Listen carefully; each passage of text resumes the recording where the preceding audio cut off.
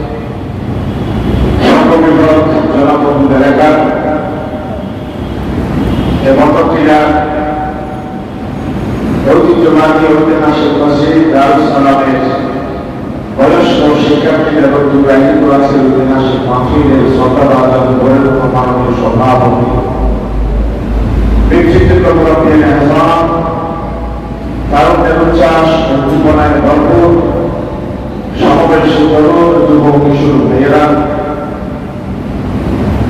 মঞ্চে উপস্থিত হয়েছেন আপনাদের পার্শ্ববর্তী দায়িত্ব সালাম জামে মসজিদের সম্মানিত ইমাম হোসেন আলীদ্দিন ইসলামী চিন্তাবিদ ও শিক্ষাবিদ বিশিষ্ট তারিখ হাফেজ মাওলানা তৌহিদুল ইসলাম সাহেব উপস্থিত আছেন আমাদের আপনাদের ভালোবাসার প্রিয় মানুষ যারা ভালোবেসে আত্মীয়তা দিয়ে প্রতি বছর আমাকে এই প্রত্যেকটা জমিনে একাধিক মাহফিল করার কথা বলার সুযোগ দেন। আমার প্রিয় ভাই হাবিবুর রহমান, প্রিয় ভাই নাজমুল সহ মাহফিল কর্তৃপক্ষের গর্বিত সদস্য মেয়েরা, সর্বোপরি দিনদার ইমানদার কর্মী জনতা, আসসালামু আলাইকুম ওয়া রাহমাতুল্লাহি ওয়া বারাকাতুহু। আল্লাহ সুবহানাহু ওয়া তাআলা যিনি মহিয়ান বলিয়ান, যিনি খালেক, যিনি মালিক, তার দরবারে অজর বিজর লক্ষ করি শকর এবং সুজুদ আদায় করছি। তিনি দয়া করেছেন, মেহরবানি করেছেন, যিনি সুস্থ রেখেছেন, করোনার প্রাদুর্ভাব কাটিয়ে আবার মসজিদ মাদ্রাসা পঞ্চাশসমূহ আমাদের জন্য মুক্ত করে দিয়েছেন। নবীজি রওজিয়া পাহাড়ের পাশে রিয়াজুল জান্নাত পঞ্চভূমি গিয়েছিল। নবী করিম সাল্লাল্লাহু আলাইহি ওয়াসাল্লামের পদচারণায় পূর্ণ ধন্য ভূমি মক্কাতুল মুকাররমা, রওজা ইয়ামানি, হাজার আসওয়াদ, খানে কাবা, আকিনা, মাকাম, সাফা মারওয়া সব কিছু যেখানে রুদ্ধ হয়ে গিয়েছিল, আল্লাহ তাআলা সেই কঠিন রুদ্ধটা কঠিন যন্ত্রণার ভেতর থেকে আমাদেরকে উদ্ধার করে তিনি আমার স্বাভাবিক জীবনে ফিরে আসার তৌফিক দান করেছেন। যিনি আমাদের সুস্থ রেখেছেন। প্রায় ৪৫ লক্ষ থেকে ৪৮ লক্ষ বনে আদান এই জমিন থেকে তারা বিদায় গ্রহণ করেছে। রব তাদের ভেতর থেকে বাছাই করে আমাদেরকে হায়াত দিয়েছেন, সুস্থ রেখেছেন। আমরা আমার শিকার ভাষায় দারাজ দিয়ে হীনমন্ডল দুর্বলতা ছেড়ে ফেলে রব যেন সবচেয়ে খুশি হয়ে যায়। চারিদিকে আপনার প্রশংসার শব্দ যেন প্রথম কিন্তু হয়ে উঠে সকলে হৃদয় যেন ভালোবাসা মহাব্বত মিশ্রিত করে হৃদয়ের সম্পূর্ণ আবেগ উদ্ধার করে দিয়ে কণ্ঠে মাঝ বরাবর শরীরের সম্পূর্ণ শক্তি নিয়ে এসে আল্লাহ শিকার ভাষায় সকলেই আল্লাহ স্বীকারোক্তি আদায় করে বসি আলহামদুলিল্লাহ। রব্বানা লাকাল হামদ হামদান কাসীরান তাইয়িবান মুবারাকান ফীহি ইয়া রাব্বি লাকাল হামদু কামা ইয়ানবাগি লিজালালি ওয়াজহিক ওয়া আযীমি সুলতানিক। আমরা প্রশংসা করে দিলাম না হায়াত যতদিন থাকবে তাওহীদের এই কথা মেসেজ করেছি আল্লাহ তাআলা যতদিন হুঁশিয়ার আমাদের সাথে রাখবেন ততদিন মস্তক ঢুকিয়ে কালিমা শুকর আদায় করব না। আমরা আপনাদের দরবারে আবার বলছি আলহামদুলিল্লাহ। সময় যেহেতু সংক্ষেপ কথা বলতে হবে বেশি, আজকে আপনাদের সামনে বিষয় কথা বলবো। নাম্বার 1, আর একদিন ধরে মৌখিক একটা লোক আমাদের দরজায় এসে ঘোরাঘাট করছে। রহমত মাগফিরাত নাজাতের ছোট ধারা নিয়ে আমাদের কাছে ধরা দিচ্ছে। আল্লাহ তাআলার পক্ষ থেকে রহমত মাগফিরাত নাজাতের ঐতিহাসিক পরিমাণিত মাস কোরআন নাযিলের মাস। এই কোরআন নাযিলের মাসকে বরণ করার জন্য সেলিব্রেট করার জন্য ইস্তেকবাল করার জন্য কি কি পদক্ষেপ আমরা নিব, কি কি ভাবে প্রস্তুতি গ্রহণ করব, সংক্ষেপে পেশ করে আমি আমার দ্বিতীয় বিষয়ের দিকে আলোচনায় যাব ইনশাআল্লাহ। প্রথম পয়েন্ট, আমরা যে মাসে অবস্থান করছি এই মাসের নাম হচ্ছে মাহে শাবান। এক মাস আমরা চেষ্টা করেছি সিয়াম সাধনা করার জন্য। রজব মাসের প্রথম তারিখ যখন আমাদের কাছে এসে ধরা দিয়েছিল, আমরা নবীর শিকার দোয়া করে প্রতিদিন আল্লাহর দরবারে ফরিয়াদ করেছি, আল্লাহুম্মা বারিক লানা ফি রজব ওয়া শাবান ওয়া বাল্লিগনা রমাদান। আল্লাহ রজব এবং শাবান মাসে বারাকা দাও এবং মাহে রমজান পর্যন্ত আমাদের হায়াতকে বাড়িয়ে দাও। সকলে বলি আমিন।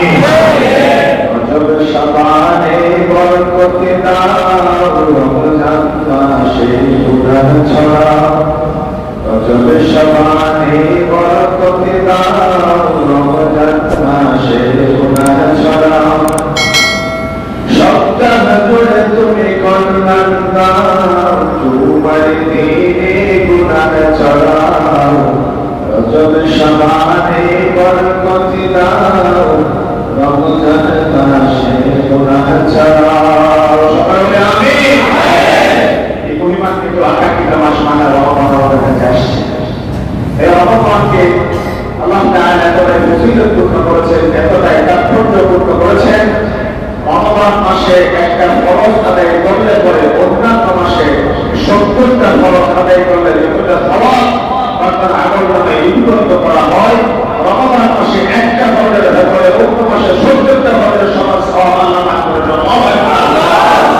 এই রমজান মাসে একটা সুন্নাহ, একটা নফল, একটা মুস্তাহাব, একটা অতিরিক্ত ইবাদত করলে সেই অতিরিক্ত ইবাদতের সওয়াব একটা ফরজের সমান সওয়াব দান করবেন। এই মহিমান্বিত মাস মানে রমজান। যে রমজানের ফজিলত ও মর্যাদার কথা বলতে গিয়ে আল্লাহ রাব্বুল আলামিন কোরআনুল কারীমে বলেন, শাহরু রমাদানাল্লাযী উনজিলা ফীহিল কুরআন হুদাল লিন-নাসি ওয়া বাইয়িনাতিন মিনাল হুদা ওয়াল ফুরকান। এই সেই মহিমান্বিত মাস যে কোরআন নাযিল করেছে, যে কোরআনের ভিতরে আছে সত্য চূড়ান্ত পার্থক্যকারী এবং যে কোরআনের ভিতরে আছে মানব জাতি যেন জাহান্নাম থেকে মুক্তি পেয়ে সোজা আল্লাহর জান্নাত পর্যন্ত পৌঁছার চিরপ্রতিক্রান্তি। এই কোরআন হচ্ছে সত্য মিথ্যার চূড়ান্ত পার্থক্যকারী এবং জাহান্নামের আযাব থেকে মুক্তি পেয়ে সোজা আল্লাহর জান্নাত পর্যন্ত পৌঁছার স্থায়ী ঠিকানা নাম কি? কোরআন নাযিল হওয়ার কারণে মর্যাদা বৃদ্ধি পেয়েছে এই মাসে রমজানে। কোরআন নাযিল হওয়ার কারণে মর্যাদা বৃদ্ধি পেয়েছে লাইলাতুল কদর। এক লাইলাতুল কদর যদি কেউ সুনির্দিষ্টভাবে পেয়ে ইবাদত করতে পারে, রব্বে কারীম কোরআনুল কারীমের ভিতরে বলেছেন, লাইলাতুল কদর খায়রুম মিন আলফি শাহর।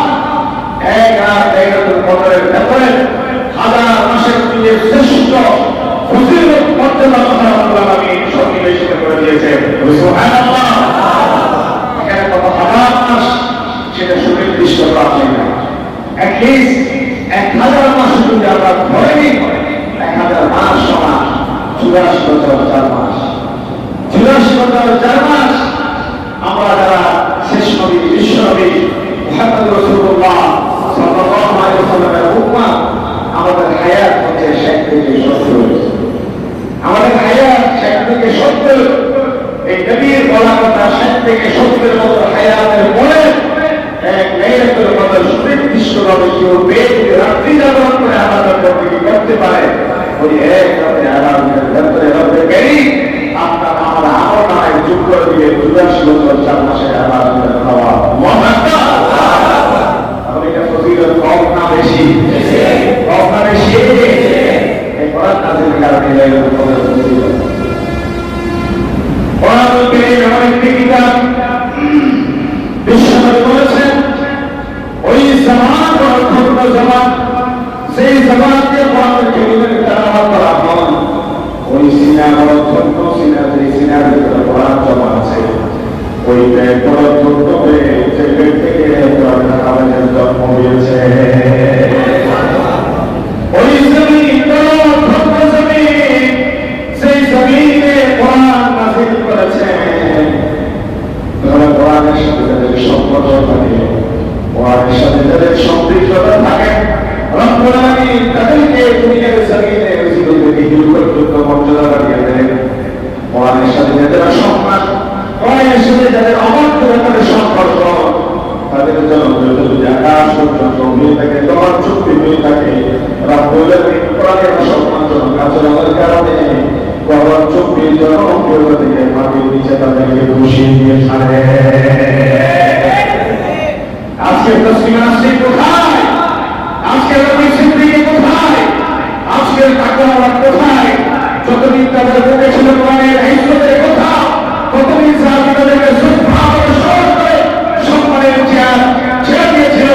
যখন কোরআনের সাথে অসম্মান আহ্বান করে প্রার্থনা করেছে, জাতি রৌলিক পার্টি ক্ষমতায় থাকা সত্ত্বেও তাদেরকে জনপ্রিয়তার তত্ত্ব থেকে নামিয়ে পাশ থেকে নিষেধ করে কোরআন কারীম এক জ্বলন্ত অগ্নিস্থলীকে না।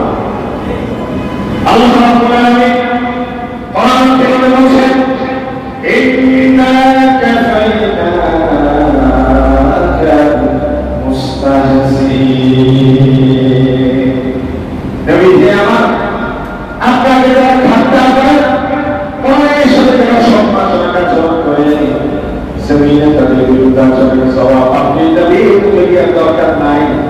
জমিনে নবীকে যারা খোঁজাবেন, জমিনে কোরআনকে যারা সম্মান করে, ওই সমস্ত দিক বিদ্বেষীদের কাল পাকা জবাব দেওয়ার জন্য আশাসীবের মালিক প্রস্তুত হয়ে আছে। উতবা ইবনে আবী লাহাব আবু লাহাবের সন্তান, তার বাবার সাথে সে বাণিজ্য কামনা করে দেশের বাইরে সফরে যাবে। বাবার সাথে পরামর্শ করেছে, আপনারা দীর্ঘদিন পর্যন্ত মক্কার বাইরে থাকবো, আমাদের প্রাণের দুশমন, জানের দুশমন, ধর্মের দুশমন এই মুহাম্মদ সাল্লাল্লাহু আলাইহি ওয়াসাল্লামকে দীর্ঘদিন আমরা দেখবো না। এই মুহাম্মদের কাছ থেকে যে দীর্ঘদিন আমরা দূরে থাকবো, বাইরে থাকবো, যাওয়ার সময় মুহাম্মদকে একটু গালিগালাজ করে আসি, ঠাট্টা করে আসি, ফল করে আসি। যেমন বাবা যেমন সন্তান, বাবা পাকে সব দিয়ে দিয়েছেন, যাও যাও মুহাম্মদকে অপমান করে আসো, সম্মান করে আসো। আমার নবীর সামনে গিয়ে মুখে যা এসে তা কথাটা সম্মান অপমান করলো। আসার সময় নবীকে চেষ্টা চালালো নবীরা, আমার নবীকে মুখ সরিয়ে দিলে তবুও নবীদের পবিত্র শরীর তরঙ্গ করে নাই। হয়ে যাওয়ার সময় নবীকে ছোট্ট একটা কথা বলেছেন, আল্লাহুম্মা সাল্লি আলাইহি কালামি। আল্লাহ দুনিয়ার জমিনে ছড়িয়ে ছিটিয়ে থাকা অসংখ্য পাগলা কুত্তার ভিতরে একটা কুত্তাকে ছড়াও করে দিও তুমি। কথা বোঝা যায়?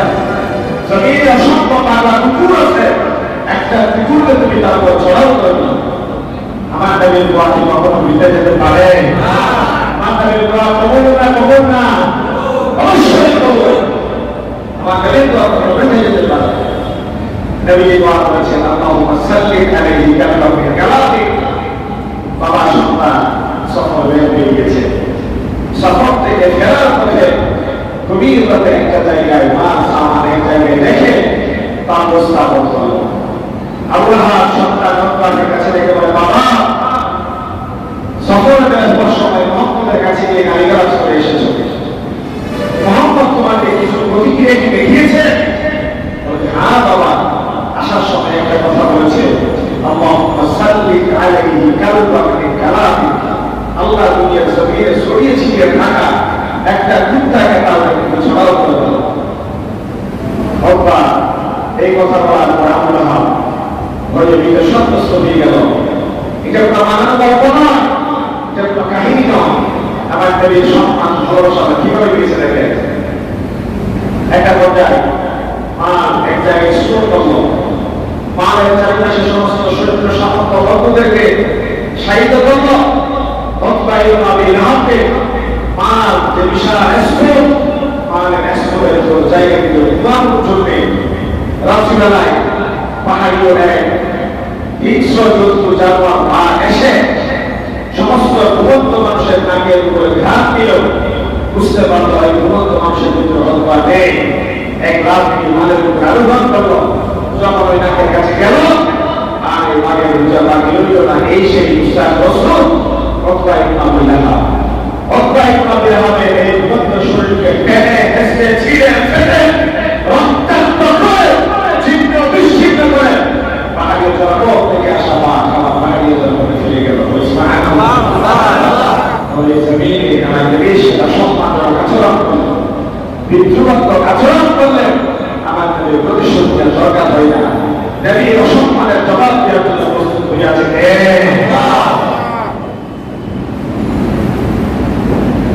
প্রিয় ভাইয়েরা আমার, কোরআন কারীমের 4টা হক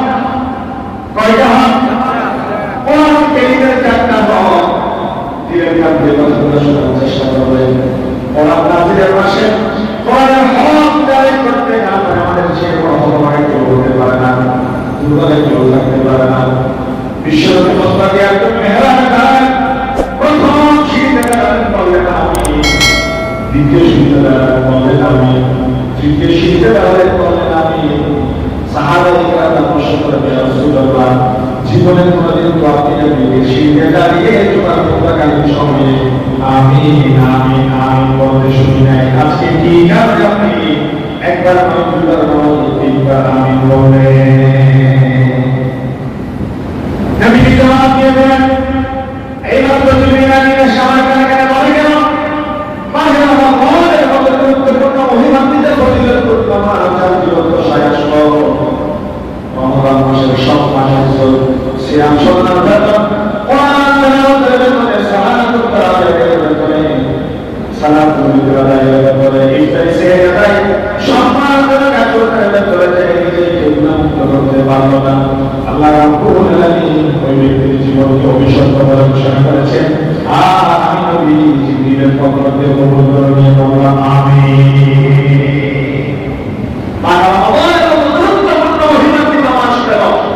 কিন্তু নিজের জীবনকে গুনাহমুক্ত করতে পারল না, সে ব্যক্তি যাতে অভিশপ্ত। রমাদান মাস কারণে রহমত, রমাদান মাস কারণে অভিশাপ। কারণ রমাদান আল্লাহর কাছে চলে যাবে। বিশ্বনবী রমাদানকে প্রশ্ন করতেন, ইয়া রমাদান বিমা শাহিদতুম লানা আম শাহিদতুম আলাইনা? ইয়া রমাদান তুমি কি আমাদের পক্ষে সাক্ষী দিলা না আমাদের বিপক্ষে সাক্ষী দিলা? এই রমাদানের সময় যদি আমরা অবশ্যই বাইরে করা বেড়াল্লা করা হয়ে পড়ি, রমাদানের সময় যদি হোটেলে রেস্টুরেন্ট খোলা রাখি, রমাদানের সময় যদি ওখানে কমতি খাদ্যে মানুষকে ঘরে প্রতারণা করি, তাহলে অবশ্যই রমাদান আমাদের পক্ষে সাক্ষী বিপক্ষে সাক্ষী দিতে বেশি ভূমিকা পালন করবে, ঠিক না? এই জন্য রমাদানের সম্মানজনক আচরণ করতে হবে। নবী যখন কোরআনে হেলালে দাঁড়িয়ে বললেন প্রথম আমিন, রমাদান মাস থেকে গুনাহমুক্ত হতে পারল না, তার জন্য লানো। দ্বিতীয় সুবিধা বাদে আমিন বললেন, পুরাপুরি মা বাবা ঘরে পেয়েছে, একজনকে খাবার খাওয়া দুইজন মা বাবাকে জীবনে পেল, কিন্তু মা বাবার খেদমত করে জান্নাতের অর্জন করতে পারল না। মা বাবার কত আনিয়ে সন্তান জীবনে বেঁচে আছে, ওই সমস্ত সন্তান অভিশপ্ত জাহান্নামে কবুল করে নিলাম। তিন নম্বর কেন আমিন বললেন? নবী জবাব দিয়েছেন, তৃতীয় শিক্ষা বানিয়ে বলেছেন কোরআন রসুল পবিত্র অবস্থায় ধ্যান জ্ঞান বিবেক করতে চিন্তাকে সক্রিয় আশহাদু আন্না মুহাম্মাদার রাসূলুল্লাহ, আমার তাদের পবিত্র নাম মুবারক রাখতে লাগলো। মুহাম্মদ ভালোবাসা সবার থেকে সাল্লাল্লাহু আলাইহি ওয়াসাল্লাম বলতে চাইলেন, আমার নবীর ভালোবাসা মুহাম্মদের দরুদ শরীফ পাঠ করতে পারবো না।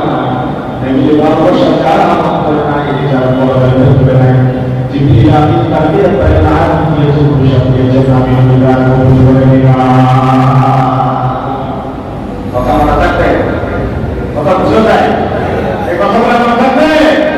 তাহলে নবীর তাফসীরের সাথে সাথে বলবো কি সাল্লাল্লাহু আলাইহি ওয়াসাল্লাম পুরোপুরি মা বাবা বলে মত করে পীরের কাছে পুকুরে বড় মাছ নিয়ে যান, পীরের কাছে গাছের ফলটা নিয়ে যান, আপনার ফলটা বড় ফলটা নিয়ে যান, দেন খাইয়ে দেন, গুনাহ নাই, সওয়াব পাবেন, খুশি হওয়ার থাকবি। কিন্তু দুনিয়ার জমিনে সবচেয়ে বড় পীর তো আপনার বাবা। দুনিয়ার জমিনে সবচেয়ে বড় পীর আপনার বাবা। সমস্ত পীরের পর কোনো হতেও পারে নাও পারে, কিন্তু আপনাকে সারা খাওয়া করে শ্রমিক বাবা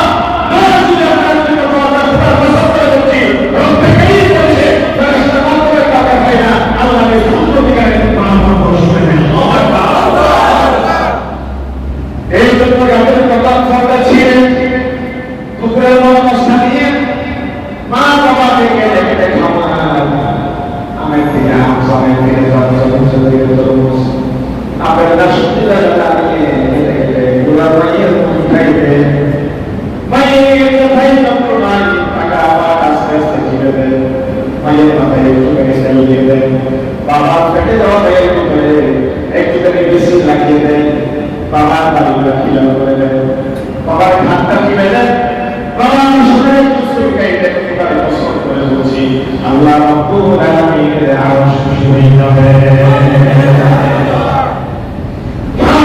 সন্তানের জন্য দোয়া করেন। বিশ্বনবী বলেছেন পৃথিবীর নাম আপনাদের দরকার হয় না,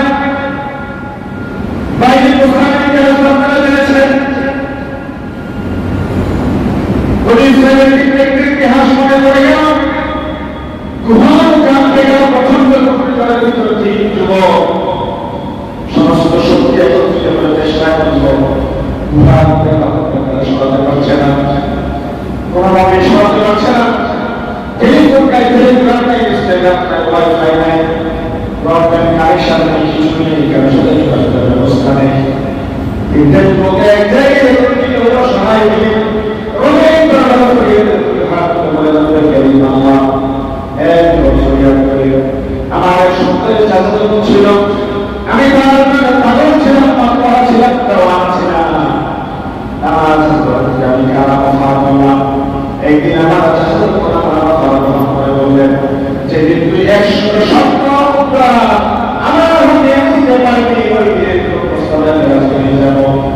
এই মুদ্রা এটা বিশ্বাস করে গেছিল আমি পাগল জীবন প্রতি 100 মুদ্রা জমা করতে পারবো না। কেমনে কেমনে যাই পাগল 100 মুদ্রা এক জায়গায় পরিচিত করে জমা করে কোথায় দিয়ে দিল। দরজা বন্ধ করলো, জানলা বন্ধ করলো। মুখের শরীরে যখনই হাত দিতে যাবে চিৎকার করে বলে উঠে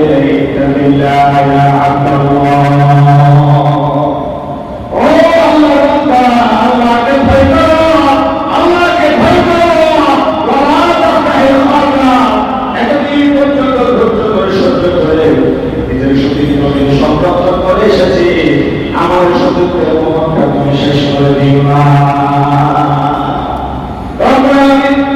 আমার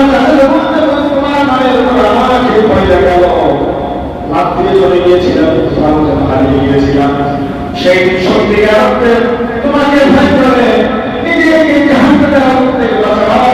পাঠিয়ে সেটাকে গুহার ভিতরে আটকে টাকা বাবা করে সরিয়ে মুক্তির ব্যবস্থা করে না।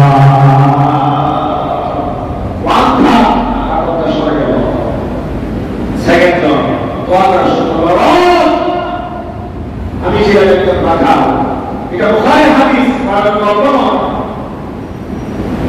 আমি ছিলাম একজন রাখাল, আমার ছিল মেষ, কুকুর, ছাগল।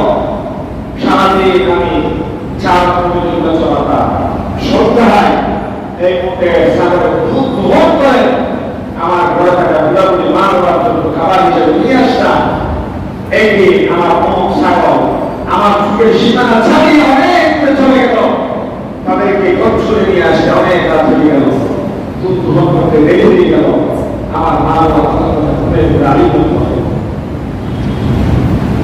প্রতিদিন সন্ধ্যাবেলায় দুধ দোহন করে নিয়ে আসতাম, রাত্রিবেলায় সর্বপ্রথম আমার মা বাবার মুখে দুধ খাওয়াতাম, দুধ দিতাম, প্রার্থনা সন্তানদের মুখে খাবার দিতাম। আজকে ভিডিওটা পর্যন্ত আমার মা বাবা নাম দিয়ে থাকেন করেছেন। আমার সন্তানরা ইনশাআল্লাহ বাবা চিৎকার করেছে, তার যন্ত্রণায় কষ্ট দিয়েছে, কিন্তু তোমাকে সন্তুষ্ট করার জন্য মা বাবা দিয়ে সন্তানের কাজে বুদ্ধি নেই।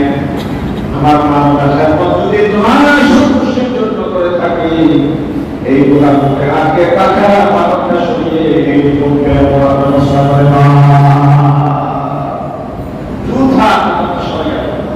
এই হাদিসের মাধ্যমে প্রমাণিত হয় মা বাবা মুস্তাজাবুল্লাহ, মা বাবার পেছনে যা খেদমত করেছেন, মা বাবার পেছনে যা শ্রম দিয়েছেন, অসুস্থ হওয়ার সময় সুস্থতার জন্য যা টাকা পয়সা খরচ করেছেন, এর উসিলায় যদি কোনো সময় দোয়া করে রব্বে কারীম অবশ্যই আপনার দোয়া মঞ্জুর করে দিবেন। মা বাবা হচ্ছে আপনার আসক্তি, মা বাবা আসক্তি যাবে বাক্য বিপর্যস্ত কেউ যদি থেকে থাকেন, চাকরিতে উন্নতি নাই, ব্যবসায় প্রফিট নাই, বড় সাধারণ খুশি নাই, সাধারণ মানুষের মধ্যে আপনার গ্রহণযোগ্যতা নাই, শপথ করে বলতে পারি আপনার মেয়ের কাছে গিয়ে কোরআন নেন, বাবার কাছে গিয়ে কোরআন নেন, মা যদি মাথার হাতটা গুলিয়ে দোয়া করে দেন, মা হতে পারে যারা যদি সন্তানের জন্য দোয়া করে আল্লাহ আরো সন্তান কারণ মায়ের দোয়া কুকুরের জন্য প্রস্তুতি আছে। বিশ্বনবী বলেছেন রবিনাথ ফুহু নবীজি মন খারাপ হয়ে উঠল, নবীজি মন কষ্ট দেবে, নবীজি যখন রেগে যেতে তখন এই সম্পূর্ণ ব্যবহার করতেন। তার নাকে মহিলা করুক, তার চেহারায় ঘোরা করুক, সেটা দুর্ভাগা সাহাবায়ে কেরাম জিজ্ঞাসা করলো মান ইয়া রাসূলুল্লাহ আপনি নবীকে অভিশাপ দিয়েছেন আপনি নবীকে আপনার বরবাদ করেছেন কারণ নবী যার বরবাদ করে তার ভবিষ্যতে কোনো হতে পারে না নবী জবাব দিয়েছেন আন্না রাজুল আলাইহি ইনদাল কিবারা কুমা আও কিলামা সুম্মা লাম ইয়াদখুলুল জান্নাহ যে ব্যক্তি বাবা বিচক্ষণ পেল অথবা একজন পেল তাদের সাথে পরিষ্কার করে জান্নাত অর্জন করতে পারলো না জান্নাত কামাই করতে পারলো না তার ভবিষ্যৎ নির্বাণ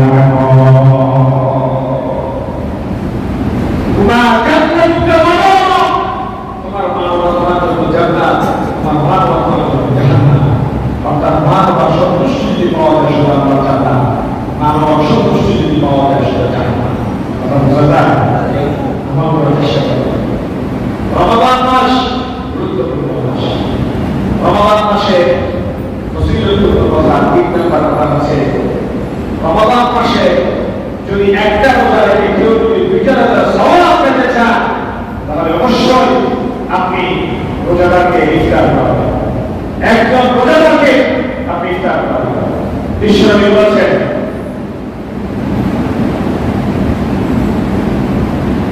যে ব্যক্তি একটা খেজুর দিলেন যে ব্যক্তি একটু পানি দিলেন যে ব্যক্তি একটু দুধ দিয়ে পুরো রোজাদারকে ইফতার করানো আল্লাহ রাব্বুল আলামিন তার নামে একটা সওয়াব দান করে দিবেন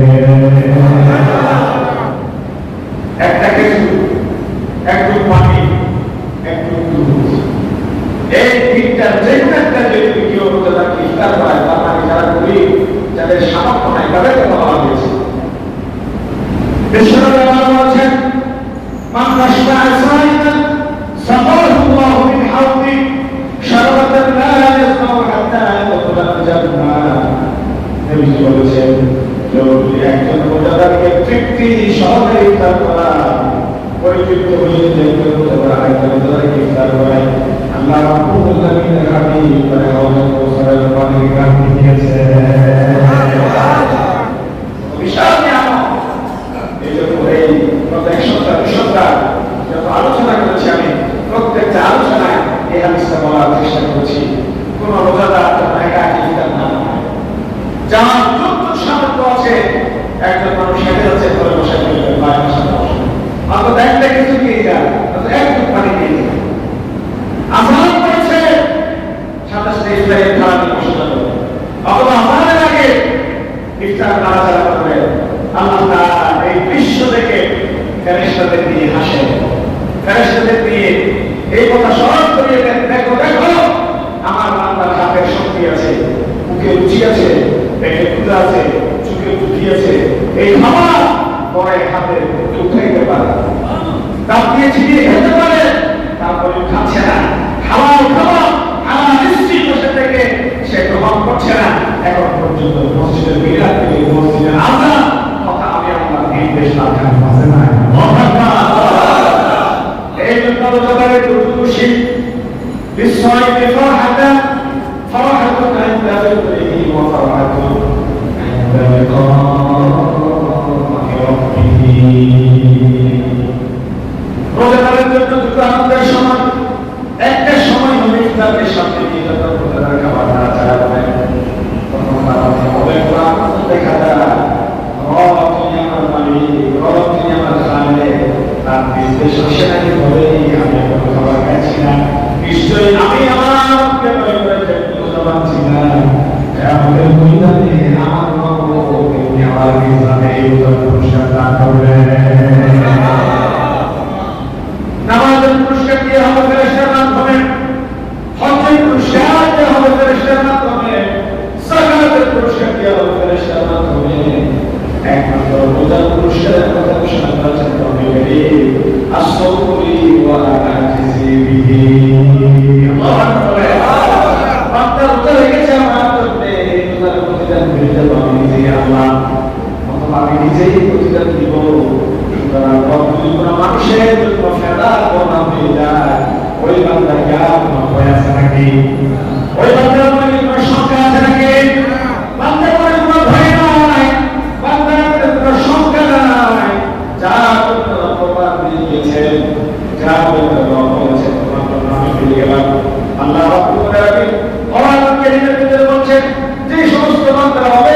সন্তুষ্টের মধ্যে নিজের জীবনটা অংশ করে দিল ওই সমস্ত বান্দাদেরকে বলতেন বলছেন ইয়া আইয়াতুহা নাফসুল মুতমাইন্না ইরজি'i ইলা রাব্বিকি রাদিয়াতান মারদিয়া فادخلي في عبادي وادخلي جنتي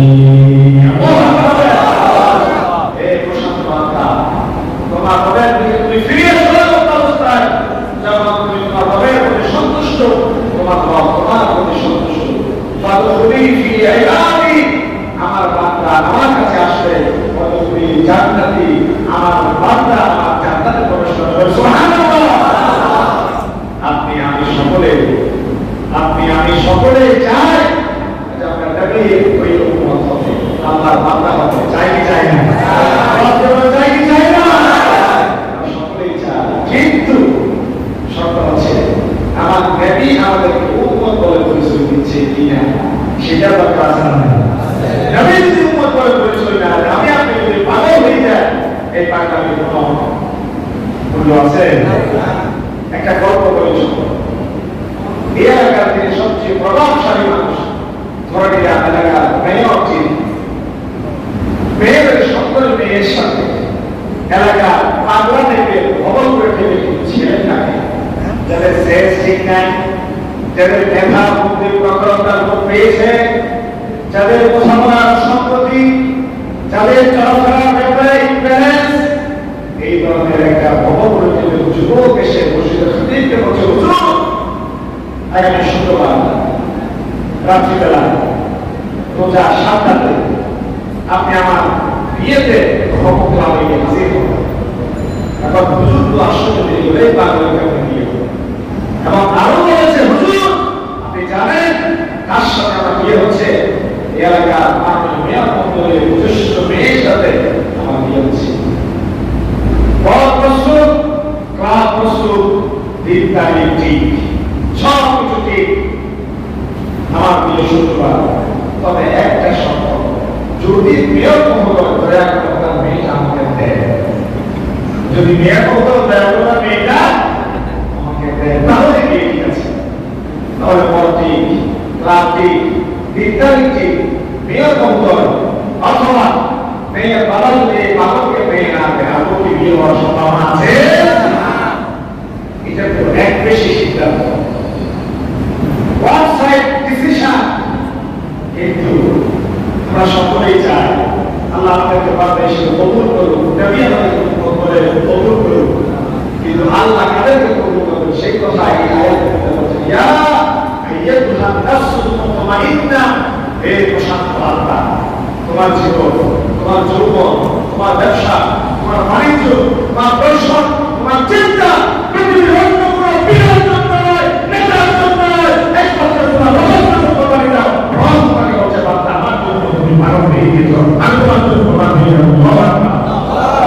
আগে বলছে মানব হয়ে গিয়ে আইবাদি আমার বান্দা, বান্দা যে আমার কাছে আয়, কত বলি জান্নাতি যে আমার জান্নাতি আয়। আল্লাহ আমার বান্দা বলেছে কাউকে পরিচয় দিবে, কথা বলেন, আল্লাহ আমার বান্দা বলেছে কাউকে ডাক দিবে, আল্লাহর ডাক যে কারোর জন্য প্রযোজ্য, আল্লাহর ডাক নির্দিষ্ট একটি মর্যাদা। তাহলে রমজানকে সাথে রেখে একজন প্রতিদিন একই সাথে খেজুর দিয়ে ইফতার করা, একজন পানি দিয়ে ইফতার করবেন, একজন ছেলেকে টেনে বসাই দিলেন। ইব্রাহিম আলাইহিস সালাম সেই কথাকে মনে নেই? ইব্রাহিম আলাইহিস সালাম মেহমান ছাড়া কোনোদিন খেতেন না। একদিন দীর্ঘক্ষণ পর্যন্ত তিনি অপেক্ষা করে আছেন, কোনো মেহমান আসছেন না। অপেক্ষা করা করতে করতে দুপুর গড়িয়ে বিকাল নেমে আসলো। বিকালে একজন আগন্তুক আসছে, আগন্তুক আসছে দেখে তিনি পুরো খুশি হয়ে গেলেন। আগন্তুককে তিনি নিয়ে খাবার টেবিলে বসালেন। খাবার টেবিলে বসতে ইব্রাহিম আলাইহিস সালাম বিসমিল্লাহ বলে খাবার শুরু করলেন, কিন্তু ওই আগন্তুক বিসমিল্লাহ বলেন না। ইব্রাহিম আলাইহিস সালাম বললেন, তুমি কেন তোমার মনের নাম ছাড়া খাবার শুরু করছো? তিনি বলছেন, আমার রবকে পাচ্ছি না। আপনি এই ধর্ম মানেন, আমি তো সেই ধর্মের অনুসারী নয়। ইব্রাহিম আলাইহিস সালাম তাকে ভাগ করে বের করে দিয়েছিল। সাথে সাথে রব্বুল আলামিন জিবরিল আমিনকে পাঠিয়ে ওহী নাযিল করেছেন, ইব্রাহিম আমার এই বান্দাকে আমি আমার ডাক ছাড়া আমার গোলামি ছাড়া 70 বছর পর্যন্ত খাওয়ালাম, একদিন তোমার সামনে আমি রবের নাম উচ্চারণ করে বলে তুমি কেমনে তারে ঘাট করে বের করে দিলে, একই করে ডাকো তোমার সাথে খাবার অংশগ্রহণ করা। আল্লাহু আকবার। ওরা সময় ডাকতে জানি না, ডাকার মতো ডাকলে খোদা কেমনে শুনে না। আমার আরেকটি কথা আমি সবসময় বলি, সন্তান রিক্সাওয়ালা বাবার কাছে সাইকেল চাচ্ছে, বাবা তুমি আমাকে সাইকেল কিনে দাও। বাবা বলছে আমার সাইকেল কিনে দিয়ে সামর্থ্য নেই। দ্বিতীয় দিন আবার বাবা তুমি আমাকে সাইকেল কিনে দাও। বাবা বলছে তোমাকে না বললাম আমি রিক্সাওয়ালা মানুষ, তোমাকে 5,000 টাকা দিয়ে সাইকেল কিনে দিয়ে সামর্থ্য আমার নেই। তৃতীয় দিন আবার বললো বাবা তুমি আমাকে সাইকেল কিনে দাও। তৃতীয় দিন বাবা মেজাজ ছড়াও হয়ে গেল, খিটখিটে মেজাজ নিয়ে বাইরে থেকে ঘরে ঢুকেছে, হাতে নাগাল ছিল ব্যাগ, ব্যাগ নিয়ে সন্তানকে মারা শুরু করেছে। মারতে মারতে একটা পর্যায়ে যখন সন্তান রক্তাক্ত হয়ে গেল, সন্তান বাবাকে জড়াই করে বলছে আব্বা সাইকেল কিনে দিয়ে সামর্থ্য থাকলেও চাইবে তুমি বাবার কাছে, সাইকেল কিনে দিয়ে সামর্থ্য না থাকলেও চাইবে তুমি বাবার কাছে, কারণ এই জমিনে তুমি বাবা ছাড়া তুমি কিন্তু বাবা তোমার নাই, তুমি বাবা ছাড়া তুমি কিন্তু বাবা আমার নাই। এই জন্য দুনিয়ার জমিনে একজন ভিক্ষুক একটা দরজায় গিয়ে যদি হাত কানে ঘরের মালিক তুমি করে তোমার করে দাও, ভিক্ষুক আশা করে এই করে পাইলে দ্বিতীয় ঘরের দরজায় গিয়ে পাওয়া যাবে। দ্বিতীয় ঘরের দরজায় যদি ঘরে করতে হলে তৃতীয় ঘরের দরজায় গিয়ে পাওয়ার আশা করে, তৃতীয় ঘরের দরজায় যদি রিফিউজ করতে চতুর্থ ঘরের দরজায় গিয়ে পাওয়ার আশা করে। ও রব্বুল আলামিন আহকামুল হাকিমিন আল্লাহ তুমি রহমত জানাবার আমার মুদাই ওয়াশমাইলা, তুমি যদি তোমার বান্দার মিলাদিত করে দাও, তুমি যদি তোমার বান্দার রহমত করে দাও, দ্বিতীয় কোনো অর্থ আমার নাই, চার দরজায় গেলে তোমার বান্দার ক্ষমা মিলবে। আছে আল্লাহ ছাড়া দ্বিতীয় কোনো আছে? এই আবেগ দিয়ে ওর কাছে চাইবে। রমজান মাসে সালাত তারাবি কষ্ট হবে জানি, অনেকদিন করে এই নামাজ আসছে, নামাজ ছেড়ে দিবেন না, তারাবি নামাজ ছেড়ে দিবেন না। রমজান মাস গুরুত্বপূর্ণ মাস দেখে আজকে এশার নামাজ আমরা জামাতে পড়লাম, কিন্তু এশারের পরে 2 রাকাত সুন্নাত 3 রাকাত বিধি কি জামাতে পড়েছি না একাকী পড়েছি? যদি কেউ বলতো চলে আমরা সকলেই মিলে আজকে এশারের পরে 2 রাকাত সুন্নাত আর বিকেলের নামাজ জামাতে পড়ি, তার দিকে সামনে থাকবে? কথা বলে দিকে সামনে থাকবে? তুমি কোন জাতের আল্লাহ বিবেচন ফতোয়া এশারের পরে সুন্নাত জামাতে পড়বা, বিকেলের নামাজ জামাতে পড়বা, বাপদাদা সুন্নাত মুশকিলে দেখি না। কিন্তু রমজান মাসে এশার নামাজের পরে যদি কেউ বিকেলের নামাজ জামাতে না পড়ে ইচ্ছা করে ফতোয়া দেয় এটা পড়বে না, দিকে সামনে থাকবে? আওয়াজ দিয়ে বলে না থাকবে? আল্লাহ থেকে মাহে রমজানের ফজিলতের কারণে এই রমজানের মর্যাদা, এই রমজানের বিশেষত্ব সুন্নাত নামাজ জামাতে পড়া, বিকেল নামাজ জামাতে পড়া, এই রমজানের বিশেষ তাৎপর্য এটি। এই জন্য রমজানের গুরুত্ব বোঝার জন্য এই কথাই যথেষ্ট। একটা ফরজ আদায় করলে 70টা ফরজের সমান সওয়াব, একটা সুন্নাত আদায় করলে একটা ফরজের সমান সওয়াব। সুন্নাত নামাজ জামাতে আদায় করা যায়, তারাবি নামাজ সুন্নাত না, এই সুন্নাত নামাজ জামাতে আদায় প্রথম মাসে জামাত আদায় করা হয় না, ঈদের নামাজ প্রথম মাসে জামাত আদায় করা হয় না, রমজান মাসে জামাত আদায় করা হয়। এটা রমজানের বিশেষত্ব। এই জন্য রমজান মাসে আল্লাহর ওয়াস্তে বিশেষ সাথে বলছি নামাজ কাজা করবেন না, রোজা ছেড়ে দিবেন না, তারাবি নামাজ অফ রাখবেন না, একজন ভাই অন্তত ইফতারে শরীক করাবেন। আর ভোরে ঘুম থেকে উঠতে যদি দেরি হয়ে যায়, সাহারি উঠতে যদি দেরি হয়ে যায়, কোনোভাবেই মসজিদের আযান চলতে চলতে অনেকে খায়, এই ভুল করবেন না, এই ভুল করবেন না। মসজিদ শেখ আজান দেন তখন ফজরের বক্ত শুরু হয় যখন, ঠিক না? ফজরের বক্ত শুরু হয় যখন মসজিদ আজান দেন তখন। মসজিদের আজানের সময় যদি আজান শেষ হতে হতে খায় এই কথা বলে এই খাওয়া শুরু করে, আপনার ওখানে থাকবে নাকি যাবে? আওয়াজ দিয়ে বলেন থাকবে নাকি যাবে? ডাক্তার জাহাঙ্গীর কবি বাংলাদেশের জন্য অনেক বড় নিয়ামত। একটা সময় মানুষ মাছ, মাংস, তরি, তরকারি, হাবি জাবি বাজার খাওয়ার জন্য বাঙালি করত, কিন্তু জাহাঙ্গীর কবির আশা করে মানুষ এখন আর ভাজা পোড়া খায় না, এখন আর সরিষার তেল খায় না, এখন মানুষ সয়াবিন তেল খায় না, সরিষার তেল খায়, এখন মানুষ লাল গোশত খায় না, বেশি খাই লোক মাছ খায়, বড় লোক শাকসবজি খায়। কারণ শাকসবজি গ্রিন শাকের ভিতরে যে সতেজতা আছে, যে সামর্থ্য আছে শরীরে, সেটা মাংসের ভিতরে নয়। মাংস খেলে মানুষ অসুস্থ হয়ে পড়ে। এই জন্য বলছি ইরানের প্রেসিডেন্ট খোমেনি একবার আমেরিকা কর্তৃক একটা হুঙ্কার খুঁজে পড়লেন। আমেরিকা ইরানকে অবরোধ করার জন্য হুমকি দিয়ে বলেছেন, তোমরা যদি আমাদের এই প্রস্তাবে রাজি না হও তোমাদেরকে খাদ্য দেওয়া হবে। কি অবরোধ? খাদ্য দেওয়া হবে। ইরানের খোমেনি গলা ফাটিয়ে চিৎকার করে উঁচু করে বলেছিল, তোমরা কাদেরকে খাদ্য হুমকি দাও, আমরা সেইটা বছরে 12টি মাসের ভিতরে 1 মাস স্বেচ্ছায় না কি প্রবাস থাকি, স্বেচ্ছায় না কি 1 মাস প্রবাস থাকা যায় আমরা মুসলমান। সুতরাং তোমরা কাদেরকে খাদ্য হুমকি দাও, তোমরা খাদ্য বন্ধ করে দাও। মুসলমানরা জমিনের খাদ্যের পরোয়া করে না। আল্লাহু আকবার বলেন।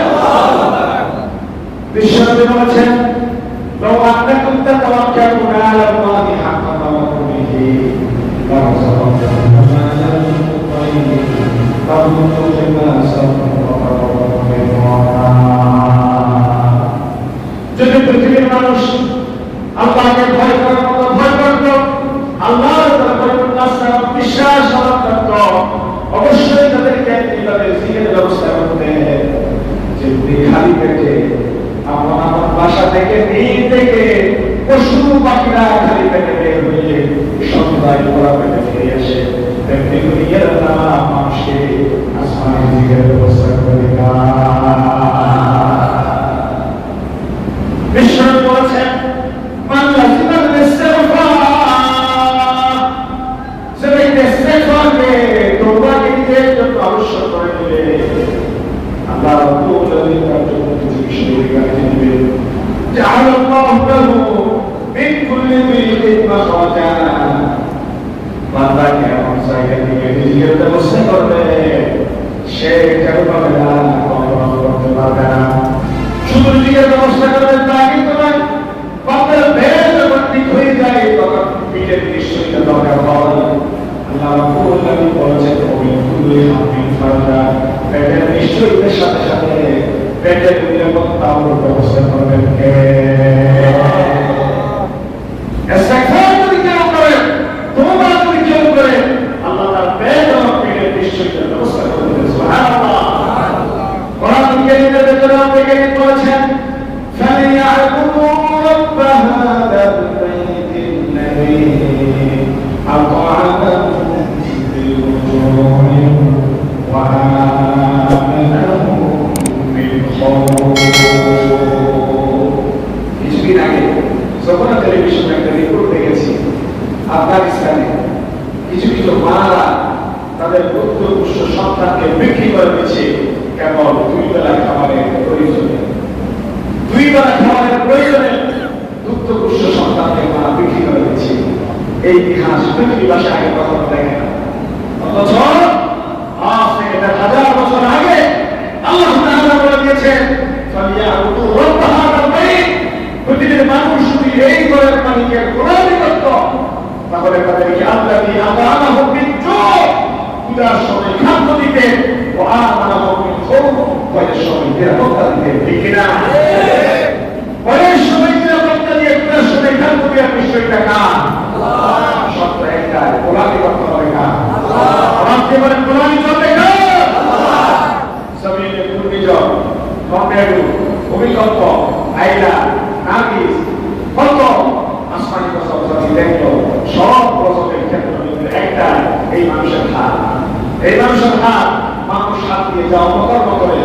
দিল দিয়ে যা খারাপ চিন্তা করে, মুখ দিয়ে যা অন্যায় আচরণ করে, তার একটি জিনিসের মাধ্যমে শরীয়ত ভিতরে যা কাজকর্ম করে, আল্লাহ অসন্তুষ্ট হয়ে দুনিয়ার জমিনে তাদের উপর না আসমানি কসম জমিন কসম তাদের পরীক্ষা করে, ঠিক কিনা? এই মায়া রহমান ফিরে আসা মাস, এই মায়া রহমান দুর্বা করার মাস, মায়া রহমান চুপের পানি ফেলার মাস। বিশ্বনবী বলেছেন, কেউ তার চুপের পানি গায়ে করেন গন্তদেশ করতে প্রশ্ন জমিনে পড়ে নাই, রব্বে কারীম বলেছেন ওই বান্দার এক ফোঁটা চুপের পানি ৩০০০ বছরে জগৎকে নিয়ে দিতে পারে। বান্দা সুযোগ হয় কিনা যায়, তোমার জন্য ৩টা শর্ত, বেশি ভুল করেছি, বেশি অন্যায় করেছি, আর ভুল করবো না, ভুলের জন্য যত হলাম আল্লাহ তোমার কাছে ক্ষমা চাই না, ভুল আর জীবনে করবো না, অনুশোচনা করলাম, করলাম, এই কয়েকটা কথা যদি বলা যায় রব্বুল আলামিন আপনাকে মাসুম বানিয়ে দিবে। কোরআনকে কি হকের কথা বলছিলাম, 4টি নাম্বার 1 কোরআন নাযিলের পাশে কোরআনের হকগুলো মাথায় রাখবেন। 1 নাম্বার কোরআনকে বিশুদ্ধভাবে তেলাওয়াত করতে জানা, আলেম হাদিসের সাথে সম্পর্ক রাখবেন, মুসলিম ইমাম মসজিদকে খাওয়াবেন, হাদিয়া কথা দিবে, তাদের সাথে সুসম্পর্ক রাখবেন, আমাদের কোরআন সালাত করবেন, আসরের নামাজের পরে বসে যাবেন, হুজুরের মাথায় হাত বুলাবেন, আদর করবেন, ভালো বলবেন, মহব্বত করবেন। হুজুর আমার ছোটবেলায় আমার মা বাবা দিন শিখাই নাই, মাদ্রাসায় পাঠাই নাই, গরিব মানুষ ছিল, দিন ধর্ম বুঝে নাই, এখন পড়াশোনা করে যা কেটে যাচ্ছে, চুপ দিয়ে পারলাম বর্ণনা করাই হচ্ছে, অন্তত নামাজের ভিতরে সুন্দর করে কেরাতটা করতে পারি, সূরা ফাতিহা সহ 11টা সূরা আমাকে সুন্দর করে প্রশ্ন করিয়ে দেয়। বলা যাবে না? কথা বলা যাবে না? সম্পর্ক আর আমাদেরকে ভালোবাসবে, শ্রদ্ধা করবেন, অন্তত একজন হুজুরের সাথে এভাবে সম্পর্ক রাখবেন, দিন দুপুরে যে কোনো সময় ফোন করবে যেন রিসিভ করে। ঘরে টুকিটাকি কত সমস্যা হয়, কত মাসালা মাসাইল জানতে হয়, ভালো আলে আমার নাম্বার রাখবে, বিপদ আপদে ফোন করবে, এমন সম্পর্ক তৈরি করবে যেন টাকা দিয়ে সম্পর্ক জিয়ে রাখতে না, সম্পর্কটা এমন পর্যায়ে নিয়ে যাবে দিনের জন্য হুজুর আপনাকে সবসময় সময় দিতে বসে, এই ধরনের মানুষ চলে যাবে। তবে রমজান মাসে, কোরআন নাযিলের মাসে কোরআনের প্রথম নাম্বার হক হচ্ছে কোরআনকে বিশুদ্ধভাবে তেলাওয়াত করতে হবে। কারণ নামাজের ভিতরে 13 ফরজ, নামাজের ভিতরে কয় ফরজ? নামাজ জীবনে কয় ফরজ? একটা ফরজ হচ্ছে কেরাত পড়া, একটা ফরজ কি? কেরাত পড়া। ভালো করে খেয়াল করে চলতে হবে।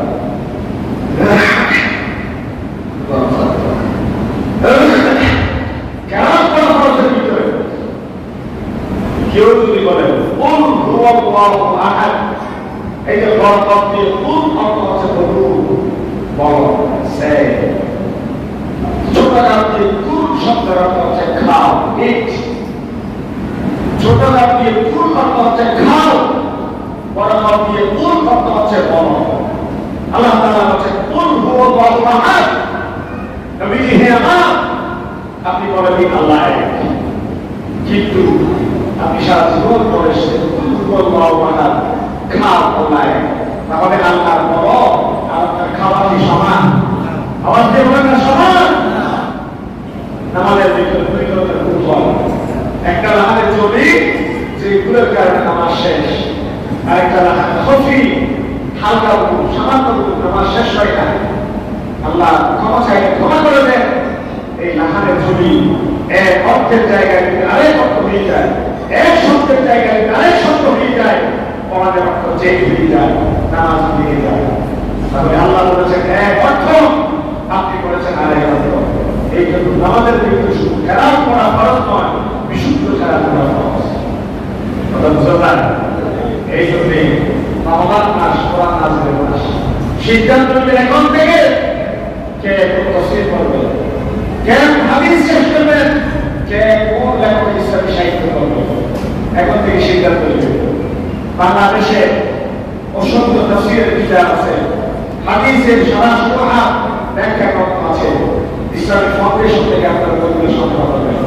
প্রত্যেকের ঘরে ঘরে এক একটা ছোট ছোট লাইব্রেরি করা হবে। এই লাইব্রেরির ভেতর দিয়ে বই হচ্ছে মানুষের জীবনে বড় বন্ধু। বই কোনোদিন বন্ধুর সাথে কথা না করে না। জীবনে টাকা থাকলে আপনার বন্ধু আপনার সাথে কথা না করবে, আপনার সাথে অন্যায় করবে, আপনার হক মেরে খাবে। কিন্তু বই হচ্ছে এমন আপনের বন্ধু, বই কোনোদিন তার বন্ধুকে প্রতারণা করতে জানে। এটা তো বই কিন্তু বিশেষ। রমাদান মাসে আরেকদিন মাত্র সময় সিদ্ধান্ত নিয়ে আছে দিনটা কিভাবে কাটাবে। ফজরের ঘুম থেকে উঠে শুধু গান মিশে গেলে, রাতে ফিরে আসে, আবার ফজরে গেলেন, আবার রাতে আসলেন, আবার ফজরে গেলেন, আবার রাতে আসলেন। আল্লাহ বিল্লাহ আল্লাহ আপনাকে আল্লাহ এই জন্য দিয়ে পাঠাই না, আল্লাহ আপনাকে এই জন্য দিয়ে পাঠাই না। বছরে বছরে বাচ্চা হবে, চাকরির ব্যবসা হবে, অনেক বড় করতে এই প্রতিষ্ঠানে পৌঁছে যাবেন। আল্লাহ অবশ্যই জীবন এটি অবশ্যই করবেন, কিন্তু এটার পাশাপাশি দিন যেন বাদ না যায়, দিন যেন বাদ না যায়, কোরআন যেন আলাদা হয়ে না যায়। তাহলে আজ থেকে সিদ্ধান্ত নিয়ে কোরআন বিশুদ্ধ করতে হবে। একটা ছেলে ক্লাস 1-এ 6 মাস স্কুলে যাওয়ার পরে স্বরবর্ণ ব্যঞ্জনবর্ণ যুক্তবর্ণ জেনে শুদ্ধ করে যদি সে বাংলা পড়তে পারে, শুদ্ধ করে যদি ইংরেজি পড়তে পারে, শুদ্ধ করে যদি দেখতে দেখতে হিন্দি বলতে পারে, তাহলে আজ থেকে 1000 বছর আগে যে জবর দেশ যেমনটা নাজিল হয়েছে তেমনটা আছে। বাম নিচে 1 টুকরা, কফের উপর 2 টুকরা, সার উপর 3 টুকরা। আজ থেকে 1000 বছর আগে যেমন ছিল আজকেও যেমন আছে। অথচ ইংরেজি উচ্চারণ প্রতি বছর চেঞ্জ হয়, বাংলা উচ্চারণ প্রতি বছর চেঞ্জ হয়, বানান চেঞ্জ হয়। বিশ্ববিদ্যালয়ে যারা ভর্তি পরীক্ষা দেন, বিসিএস সিট যারা করে, বিসিএস পরীক্ষায় অংশগ্রহণ যারা করে, তারা ভালো করে জানে যে পুরাতন উচ্চারণ নতুন উচ্চারণ। তাহলে এই উভয়ের সমন্বয় যদি বাংলাকে আমরা একত্রে মুখস্থ করি, ইংরেজিকে এত করে চর্চা করি, বিশুদ্ধভাবে উচ্চারণ করতে আমাদের ভুল হয় না, তাহলে আজ থেকে 1000 বছর আগে একালিক তিনালিক চারালিক এটার কি কোনো পরিবর্তন আছে? আওয়াজ দিয়ে বলে পরিবর্তন আছে? একালিক তিনালিক চারালিক যেমন ছিল তেমন আছে, যেমন পর্যন্ত থাকবে। তাহলে একবার শিখলেই হয়ে যায়, একবার শিখলেই তো পারে, তার কষ্ট করতে হবে না। আর পৃথিবীর কোন কিতাব কেউ মুখস্থ করে সিনায় ধরে রেখেছে তার কোন প্রমাণ নেই। একমাত্র কিতাব, ব্যতিক্রমী কিতাব, পৃথিবীর সর্বাধিক পঠিত কিতাবের নাম মহাগ্রন্থ আল কোরআন। আর পৃথিবীর প্রায় 9 কোটির অধিক কোরআন কারীমের হাফেজ বিদ্যমান আছে। মহাগ্রন্থ করে 9 কোটির অধিক। তাহলে এটা প্রসারিত কোনো ব্যাপার না, এটা তো দুঃসাধ্য কোনো ব্যাপার নয়। এটা চাইলে তারা সম্ভব, এটা চাইলে শিখা সম্ভব। তো বাংলা যদি পারে, ইংরেজি যদি পারে, আপনার পিছিয়ে গিয়ে হিন্দি যদি পারে, আপনি কোরআন কেন পারবেন? কোরআন কেন শিখতে পারবে? যে কোরআন দিয়ে খবরের প্রশ্ন, যে কোরআন দিয়ে ফসিলত পাঠ, যে কোরআন দিয়ে অন্তরাত্ম করে একশোর প্রতিযোগে আপনাকে বানাতে হবে, যে কোরআন আল্লাহ তেলাওয়াত করে, ফেরেশতারা তেলাওয়াত করে, আমাদেরই তেলাওয়াত করে, সর্বশেষ কিয়ামতের ময়দানে দাউদ আলাইহিস সালাম তেলাওয়াত করবে, সমস্ত মুফাসসিররা তেলাওয়াত করবে। আল্লাহ তাআলা বলেন ইকরা ওয়াত্তাবিউন ওয়ারাব্বিল কামা কুনতা তুরাব্বিউ ফিদ দুনিয়া ফাইন্না মানজিলাতাকা ইনদা আখিরি আয়াতিন তাকরাল্লাহ। এরপর পড়তে পড়তে পড়তে পড়তে সেখানে গিয়ে থামবি, ওই জায়গায় একটু মর্যাদা আল্লাহু আকবার বলেন। পড়া যাবে না? আওয়াজ দিয়ে পড়া যাবে না? কোরআন শিখে নেবেন, কোরআন শিখে নেবেন। এই সমস্ত আলেম মানুষদের সাথে সম্পর্ক রাখবেন, ওয়াজ নেবেন, সুরকে শিখাইবেন, একসাথে জান্নাতে থাকবো মালা দিয়া ফিরত পাক কোরআনে খাওয়া। কোরআন এটা কোন জ্যোতিষীর ধর্মগ্রন্থ নয়। কোরআন এটা মানব জাতির সম্মান। কোরআন এটা কবরে পারমার গান্ধী। এই কোরআন এটা পুঁথিগত বিদ্যা নয়। কোরআন হচ্ছে হেদায়েতের আখেরি কালাম। কোরআন হচ্ছে মানবতার সকল সমস্যার সমাধান। সুতরাং কোরআন কারীমের ভিতরে আল্লাহ কি কি সূত্র দিয়েছেন, কি কি সমাধান দিয়েছেন, এই সমাধানগুলো জানার দরকার আছে না? আছে না? প্রত্যেকের হাতে হাতে অ্যান্ড্রয়েড সেট আছে, প্রত্যেকের হাতে হাতে অ্যান্ড্রয়েড সেট আছে। বাংলা কোরআন একটা অ্যাপস ডাউনলোড করবে, বাংলা হাদিস অ্যাপস ডাউনলোড করবে, প্লে স্টোরে গিয়ে গাড়িতে চলছে, ঘরে ঘুম আসছে না, প্রথম গাড়িতে গিয়েছে, একসা করে শুধু দুটা আয়াত করে, শুধু দুটা আয়াত করে রাস্তায় গাড়ি চলছে চলছে, না শুনে একটু সিটি করে, একটু করার পরে শিকাও হয়ে গেল, সময়টাও কেটে গেল। আপনার ব্যথা, আপনার দুঃখটা বাড়িয়ে দিলেন কে? কোরআন কারীম সেটা বুঝার জন্য নাযিল হয়েছে। যদিও কোরআন কারীম না বুঝে পড়লে সওয়াব আছে, এখন তো মুশতাক হয়ে কি আছে, কোরআন কারীমের আসল লক্ষ্য হচ্ছে কোরআনের ভিতরে রব কি বলেছেন তা আছে আমল করা, কি বলেছেন তা আমল করা।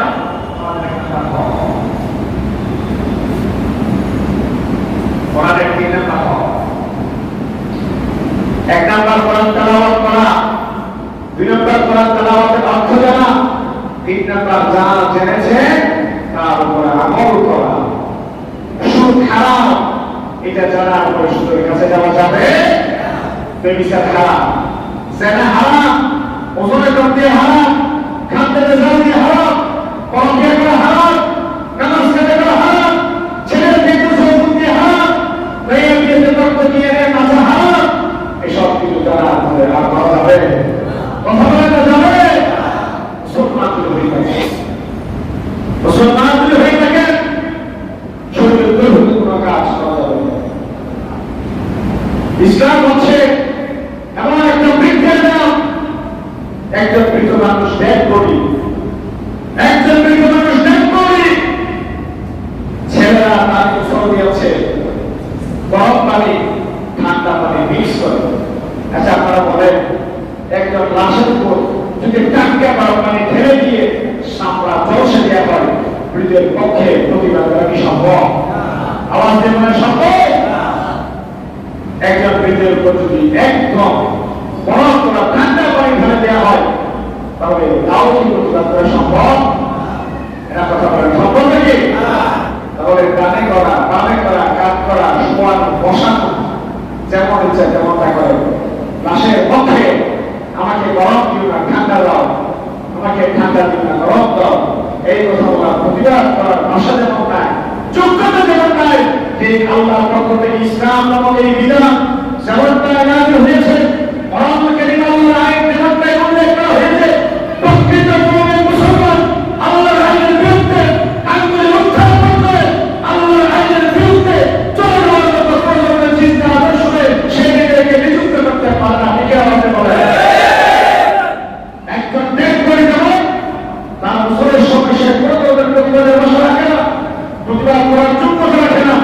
ঠিক ইসলাম ধর্মের ছায়া করে আশ্রয় গ্রহণ করেছে, আল্লাহ কি বলেছে, আমার রাসূল কি বলেছে, এর বাইরে মুসলমান কোনো চিন্তা করতে হবে না। ঠিক না? এটাই হচ্ছে আমার ধর্মের মাধ্যম। কোন বেলাগুলো হাত দিয়ে হাত পড়ে নাই, ফিরে গেল, খেয়ে মালিকে না তুলে উঠে গেল, শুনতে দেশে গেল, সেটা মানুষের জীবন পরিচালনার দলিল হতে পারে না। মানুষের জীবন পরিচালনার একমাত্র দলিল হচ্ছে আমার আল্লাহ কি বলেছে আর আমার নবী কি করে দেখিয়েছে। ঠিক না? আমার আল্লাহ কি বলেছে, আমার রাসূল কি করেছে, এটা হচ্ছে আমার জীবন পরিচালনার একমাত্র দলিল। এর ব্যর্থ কথা তাহলে কোরআন কারীম হচ্ছে আমলের কিতাব।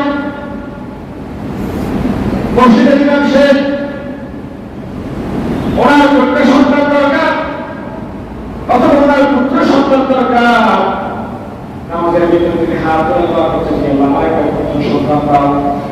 আপনার পুত্র সন্তান আছে 10 জন, একজন পুত্র সন্তান দরকার, ইমাম সাহেবের কন্যা দরকার, আপনার 10 জন কন্যা আছে, আপনি বলছেন আমিন। ইমাম সাহেব দোয়া করেন আপনার জন্য, আপনি দোয়া করেন দিনের জন্য। ইমাম সাহেব দোয়া করেন বৃষ্টির জন্য, আপনি দোয়া করেন ঘুমের জন্য। তোমার ইমাম সাহেবের দৃষ্টির জন্য আপনি উত্তরের প্রয়োজনে যিনি হাত করেছেন তার কি কাজে রাখতে পারে, ঠিক কিনা? যার যে পরিমাণ করা দরকার সে আমার কাছে সেভাবে যেন চায়। মানুষ কোরআন কারীম কি জীবন পরিচালনার জন্য না মৃত্যুর পরে কবরে ফেলাওয়ার জন্য? আওয়াজ দিয়ে বলবেন, কোরআন কি জীবনের জন্য না মরণের পরবর্তী জীবনের জন্য? কোরআন তো জীবন পরিচালনার জন্য। এখন আমাদের সমাজে জীবিত থাকতে কোরআনের সাথে মানুষের কোনো সম্পর্ক থাকে না, কোরআনের সাথে সম্পর্ক থাকে না। একটা জায়গায় এক জানাজায় গিয়েছিলাম, বিশাল এক নেতার মা মারা গিয়েছে। তিনি ছিলেন অনেক বড় নেত্রী, লাল দিকে পরিধানে ডান হাত বাম হাত উঁচু করে সব সময় বাবা নিজের বক্তব্য দিতেন। কবরে থাকতো ছিল মাথার কাপড় থাকতো, প্যান্ট পিঠ দেখা দিয়ে তিনি উঁচু করতে বক্তব্য দিতেন। তিনি মারা যাওয়ার পরে আমাকে নিয়ে যাওয়া হলো তার ঘরে। আমি ঘরে গেলাম, দেখলাম ঘরে উঠানের একটা জায়গায় কাপড় টাকিয়ে মহিলার গোসলের ব্যবস্থা করা হচ্ছে। আমি জিজ্ঞাসা করলাম, এই উঠানের কোনায় কাপড় টাকিয়ে কি করা হচ্ছে, আসলে আমি জানি। তিনি বললেন, হুজুর আপনি জানেন না, আমার মা মারা গিয়েছে, আমার মায়ের গোসলের ব্যবস্থা করা হচ্ছে।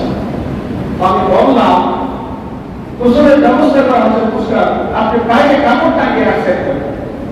হুজুর কথা বললেন, আপনি একজন আলেম মানুষ, হুজুর মানুষ, একজন মহিলার গোসলের ব্যবস্থা করা হচ্ছে আর আপনি বললেন কাপড় কেন টাকালাম? বেশ ভালো কথা। আমি শিশুর মতো একটা কথা বললাম। আমি তাদের দ্বিতীয় প্রশ্ন করলাম, আপনার মা গত সপ্তাহে লাল দিঘির পায় ডান হাত বাম হাত উঁচু করে উঁচু করতে তিনি নেতৃত্ব দেওয়ার উদ্দেশ্যে, জাতির উদ্দেশ্যে ভাষণ দিয়াকালীন সময়ে তার মাথায় ছিল কাপড়, প্যান্ট পিঠ ছিল খোলা, তার পর্দা ছিল স্ফুলিত হওয়ার মতো। আচ্ছা আপনি বলেন, পর্দা কি জীবিত মানুষের জন্য নাকি মৃত মানুষের জন্য? কথা বলেন, পর্দা কি জীবিত মানুষের জন্য না মৃত মানুষের জন্য? যে মহিলাকে একটা গোসলের ব্যবস্থা করা হচ্ছে সে নিজে পর্দা মানে নাই, তারা পর্দা মানানো হচ্ছে কাপড়টা কি, কিন্তু সে যখন জীবিত ছিল তখন পর্দা করার ফরজ ছিল, সে নিজে পর্দা মানে না। এখন যখন সে মারা গিয়েছে অন্য দর্শক জোর করে তাদের পর্দা মানাচ্ছে এবং গোসলের সময় কাছে কাউকে যেতে দিচ্ছে না, কাফনের সময় কোনো পুরুষকে একটা যেতে দিচ্ছে না এবং কাফন করিয়ে খামের উপর নিয়ে একটা কাপড় টাকানো হয়েছে। এই মহিলা তার সত্য জীবনে কোনোদিন কোটা গাড়ি দেয় নাই, মৃত্যুর পরে এই ডেড বডির উপর 7 টাকা কি অর্থ থাকতে পারে আমাকে আপনি বুঝাইব? ওটা ঠিক হবে? কি অর্থ থাকতে পারে মৃত্যুর পরে ডেড বডির উপর 7 টাকা? বিবেক যদি থাকে আমার আজকের একটা ওয়াজ এখানে আমাদের নিয়ম যদি থাকে এই একটা কথা আমাদের জন্য যথেষ্ট বলবো। আমি কোরআন কারীম এটা আমাদের কিতাব, কোরআন কারীম নিজের ভাগ্য পরিবর্তনের পরিশিক্ষা, কোরআন কারীম আল্লাহর পক্ষ থেকে নাযিল হওয়া মানুষের জীবন পরিবর্তনের হাতিয়ার। কিন্তু জীবন দশায় কোরআনের সাথে সম্পর্ক না রেখে মারা যাওয়ার পরে 10 মসজিদের ইমামকে এক জায়গায় একত্রিত করে আমি একবার 30 জনের 30 পারা খতম করলাম, 30 জনের 30 পারা খতম করলাম, কোরআন পড়লাম। যে মানুষটা জীবিত ছিল সারাটা জীবন কোরআন পড়েন নাই, কোরআন ছিলেন নাই, কোরআন বুঝেন নাই, এখন মৃত্যুর পরে 10 মসজিদের খতিবকে ভাড়া করে পাশের পাশে নিয়ে 1000 কোরআন যদি পড়ার পর ওটা পছন্দ করে বলছি এই লাশের কোরআন কোনো উপকার করতে পারবে না। ঠিক না? কারণ আপনার ভেতর যদি আলো না থাকে কিভাবে আপনার পথে পথ দেখাবে? অন্তর কোনো মানুষকে কোনোদিন পথ দেখাতে যেমন পারে না,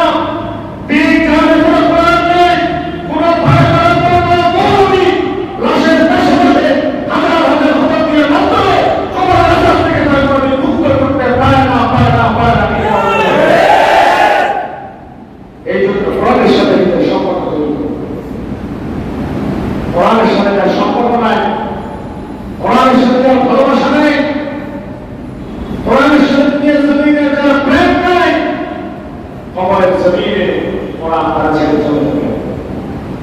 বিশ্বনবী বলেছেন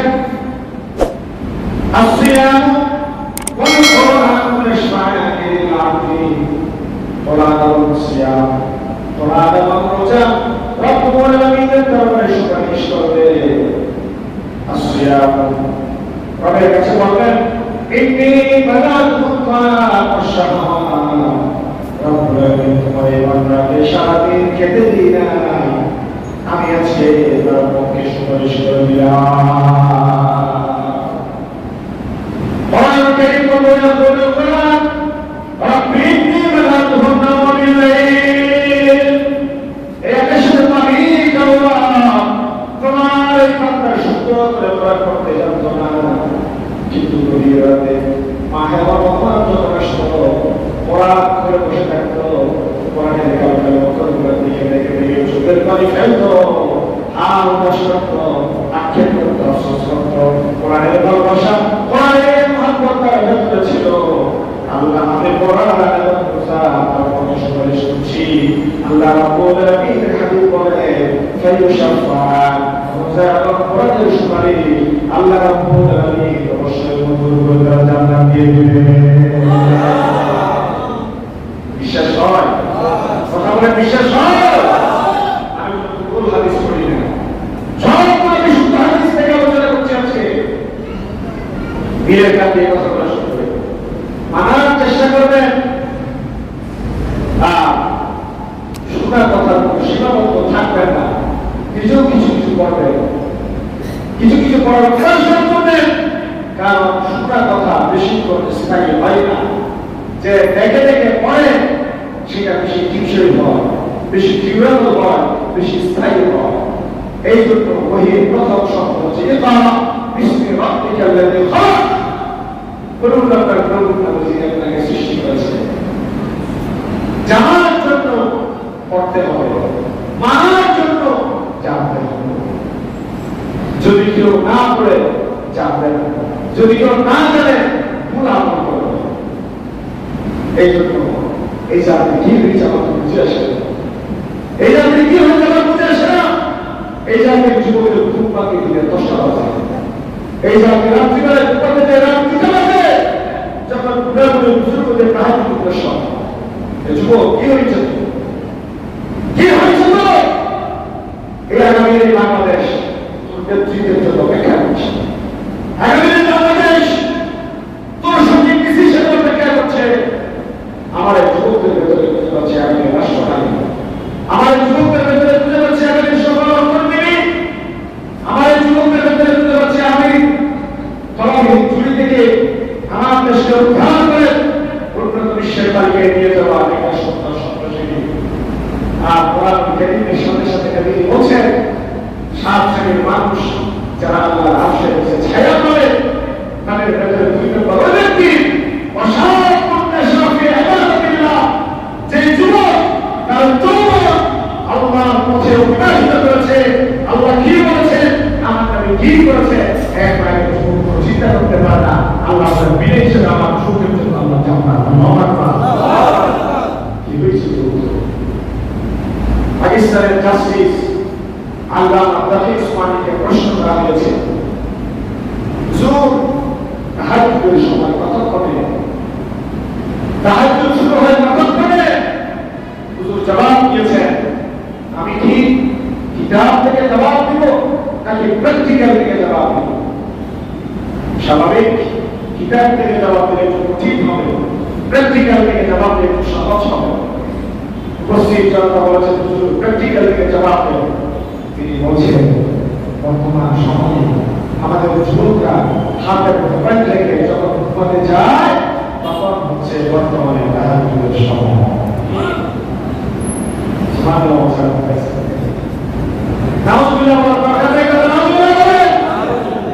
আমাদের যুবকরা রাত্রিবেলায় না ঘুমায় এই মোবাইলের ভিতরে কি দিয়েছে আমরা মোবাইল হাতে নিয়ে কিছুক্ষণ এলিমিনেটর করে কিছুক্ষণ হাসে কিছুক্ষণ কাঁদে কিছুক্ষণ সালের উপর উঠে যায় কিছুক্ষণ পাহাড়ে উঠে যায় কিছুক্ষণ সিঁড়ি নিচে বসে থাকে নির্জন মধ্যবয়স্ক সুপরিবর্তন থাকায় মুখের চালা ভেঙে যায় দিন দিন কিরকম যেন হয়ে যায় ঠিক না মোবাইলের ভিতরে কি আছে আমরা যারা বাবা মুরব্বী, অভিভাবক আপনাদেরকে বলছি, ছেলে বিশ্ববিদ্যালয়ে পড়ে, ছেলে মেডিকেলে পড়ে, মেয়ে প্রয়োজন করে, চুয়েটে পড়ে, এই জন্য হৃদয়ে খুশিতে আত্মহারা হই, ব্রডব্যান্ড ওয়াইফাই কানেকশন দিয়ে প্রস্তুতে ছেলে মেয়েকে আলাদা ভর্তি করে না রেখে সে কোন ব্যবসায় ব্রাউজ করে, কোথায় কোথায় ঢুকে, কোথায় কোথায় মানে একটু দেখে চরিত্রকে রক্ষা করে। কারণ নবীজি বলেছেন, আপনার সুমাহাতিন কামাহাতিন তাহাক্কুল ফিত্র, সত্য এবং রূপের যেমনি খনি পাওয়া যায়, আমার মায়ের পেট হচ্ছে একটা খনি। খনির ভেতরে স্বর্ণ থাকলে যাতে স্বর্ণ পাবে, খনির ভেতরে রৌপ্য থাকলে যাতে রৌপ্য পাবে। তার মানে খনির ভেতরে যদি খাজা মঈনুদ্দিন চিশতি আজমিরি সাজির রাহমাতুল্লাহ আলাইহি থাকে, খাজা মঈনুদ্দিন চিশতি হৃদয় হবে। খনির ভেতরে যদি থাকে 100 বছরের পরে বৃষ্টি বিতরণ করা কুলাঙ্গার সন্তান থাকে, আপনার পেট থেকে 100 বছরের পরে বৃষ্টি বিতরণ করা কুলাঙ্গার জন্মগ্রহণ হবে। ঠিক আছে বলেন? এই জন্য মায়ের পেটকে সংরক্ষণ করবে, মায়ের পেটকে হেফাজত করবে, পরকিয়া করবেন না, খালাতো মামাতো চাচাতো বোনের সাথে সম্পর্ক রাখবেন না। আপনি হেফাজতে থাকেন, তাকে নিরাপদে থাকতে দিন। কারণ তার পেট যদি নষ্ট হয়ে যায়, তার সমস্ত বংশধর শেষ। আপনার চরিত্র যদি নষ্ট হয়ে যায়, আপনার বংশধর কলঙ্কিত হয়ে যাবে। অন্তত একজনের আগে থেকে আরেকজন মারা যায়, মৃত্যুর খবর শুনলে যার সাথে ব্যভিচার করেছেন, যার সাথে অন্যায় করেছেন, যার হক পেয়ে গেছে, সে মনে মনে বলবে, আর দুনিয়া থেকে একজন বড় পাপী বিদায় হলো। ঠিক কিনা বলেন? দুনিয়া থেকে বড় একজন জালিম বিদায় হলো। এই কথা যেন বলতে না পারে, নিজেকে সংশোধন করতে, যারা ভুল করেছে ফিরে আসুন, অন্যায় থেকে ফিরে আসুন, একটু কাজ ছুটতে দিকে আসুন।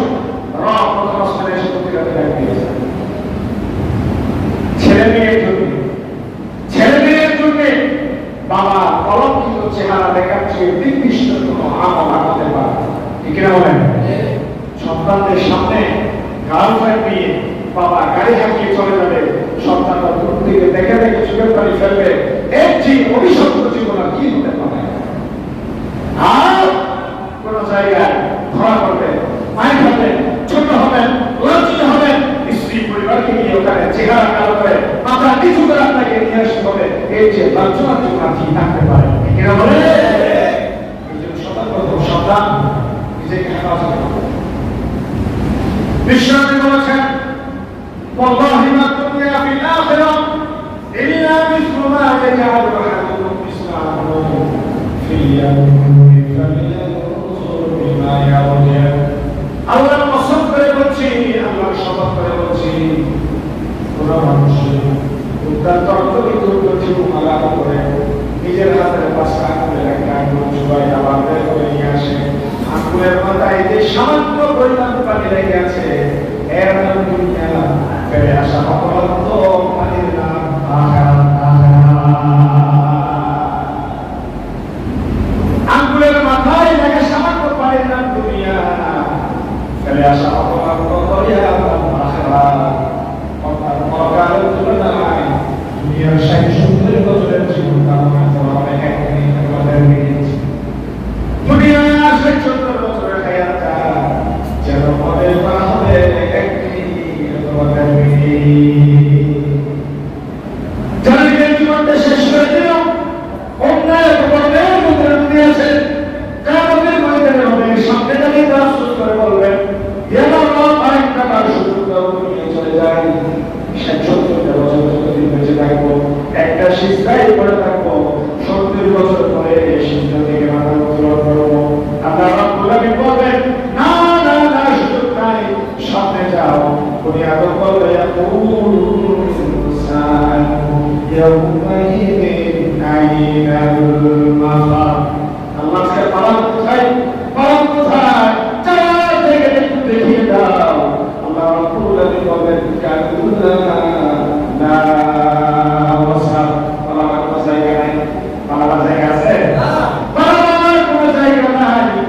তোমাকে আমি বলেছিলাম, আলাম আ'আদ ইলাইকুম ইয়া বানি আদম আল্লাহ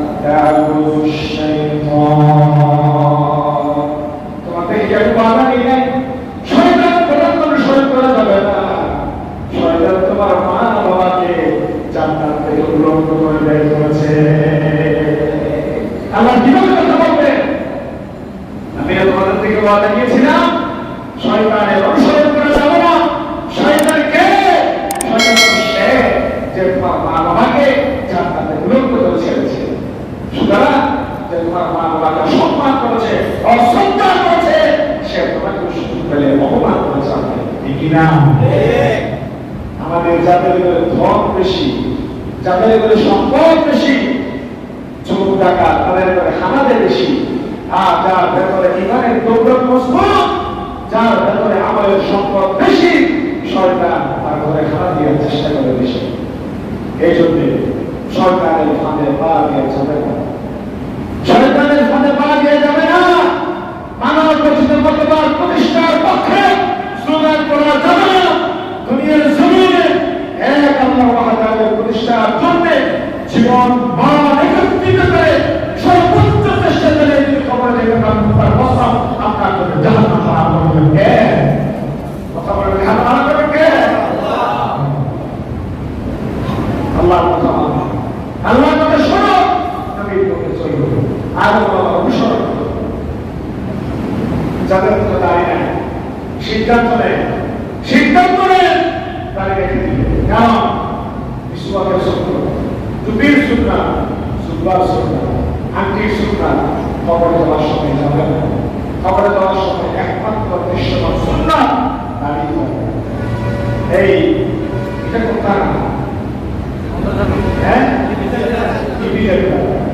টিভিদের দ্বারা কাউকে সভাপতি যদি কোন সময় পজিশন অ্যারেস্ট করে দিয়ে যায়, যিনি আওয়ামী লীগের সভাপতি সেটা জানার পরে অন্তত কিছু না করবো এইটুকু করবে, আপনি আমার পাশে বসে এক কাপ চা খান, যা হওয়ার পর আপনার বিরুদ্ধে দায়ী। আমার দায়িত্ব হচ্ছে রোলিং পার্টির একজন থানা সভাপতিকে মিনিমাম কিছুটা হলেও ইজ্জত দিয়ে, ইজ্জত দিবে কি দিবে? কথা বলে দিবে কি দিবে না? অবশ্যই দিবে। কারণ ওসি শেখ সরকারের দায়িত্বশীল, আর আওয়ামী লীগের থানা সভাপতি তিনি সরকারের একটি অংশ, পরিচয় একটি সরকারের সাথে দেখেছি। ঠিক খবরে যদি যায়, আপনার মধ্যে যদি দাঁড়িয়ে থাকে, আমার যদিও কম থাকে, অন্তত ফেরেশতা তাকে প্রথম দেখার সাথে সাথে এই কথা বলবে, বাকি যা থাক বা নাই এটা আমার কমের বলবে, এটা আমার বিশাল আমার পরে একটা চিহ্ন তার ভিতরে পাওয়া গেছে। আমার দলের কর্মী স্বাভাবিক দেখে বরিশালের কোন লোক যদি এখানে এসে থাকে, বরিশালের অর্থে কথা বলে পাশের বরিশালের আরেকজন থাকে, তার কাছে ঢুকে যায়, ভাই আপনার বাড়ি কোথায়? কিছুদিন আগে গত সপ্তাহে আমি খুলনা বাগেরহাটে গিয়েছিলাম, বাইতুল শরফের প্রোগ্রামে 5 দিন ব্যাপী 3 দিন মাহফিল, 2 দিন আসা যাওয়া সফর, রূপসা ফেরিঘাটে এবং শরীয়তপুরের আগে চাঁদপুরের পরে কি ফেরিঘাটে ফেরিঘাটে দীর্ঘক্ষণ ধরে আমরা অপেক্ষা করতে দিয়েছি। আমরা যখন চিটাগংয়ের ভাষায় কথা বলছিলাম, কিছু কিছু ভাই ট্রাক থামিয়ে ঘুরে আমাদের কাছে আসলো, ঘিরে ভাই আপনারা কোথেকে, আপনারা কোথেকে আসছেন? আমরা বললাম চিটাগং থেকে আসছি, বাইশর থেকে। তখন চা খাওয়াবে না, পান খাওয়াবে, কি খাওয়াবে বলছি না।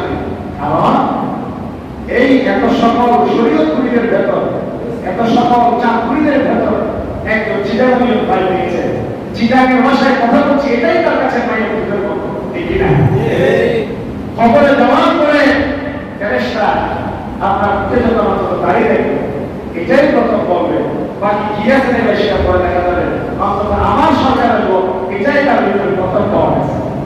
তাহলে বসায় একটু ইজ্জত দিই, পরে সব যা হবে সেটা দেখা যাবে। কথা ঠিক না বলে? এই জন্য বলি, এই গাড়ি আপনাকে পুরা করে না, গাড়ি যদি আপনাকে পুরা করে মনে হয়, তার পুরো ফেলে আপনাকে শিশুর মতো লাগবে, তার পুরো ফেলে দিলে একটু শিশুর মতো লাগবে।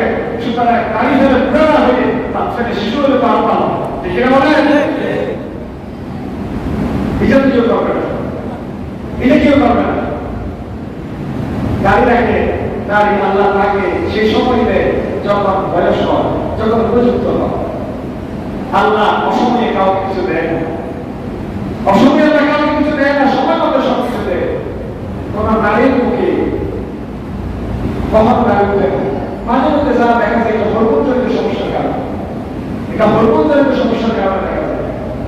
দাড়ি পুরুষের জন্য, এই জন্য পুরুষকে আল্লাহ দাড়ি দিয়েছে।